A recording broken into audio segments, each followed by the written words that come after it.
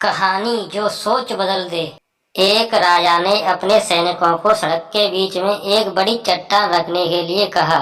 चट्टान को बीच सड़क में रखवाकर राजा ने अपने सैनिकों से छुपकर उस चट्टान पर नजर रखने के लिए कहा कि देखना उस चट्टान को रास्ते से कौन उठाता है।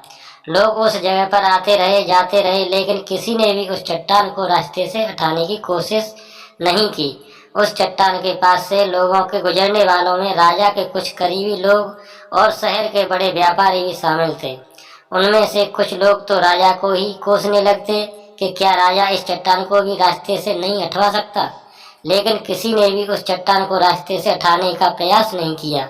ऐसा काफी दिनों तक चलता रहा। एक दिन एक किसान अपनी सब्जियों के साथ उधर से गुजर रहा था। उसने चट्टान को रास्ते में पड़े देखा और सोचा कि सबको इस चट्टान की वजह से कितनी तकलीफ हो रही है।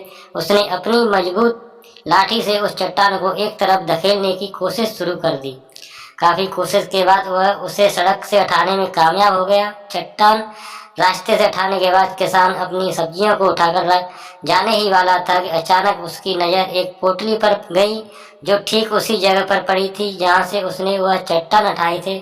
उसने उस पोटली को खोलकर देखा तो उसमें सोने के कई सिक्के थे और उन सिक्कों के साथ राजा का एक संदेश भी था जिसमें लिखा था कि ये सोने के सिक्के उनके लिए हैं जो इस चट्टान को रास्ते से हटाएगा।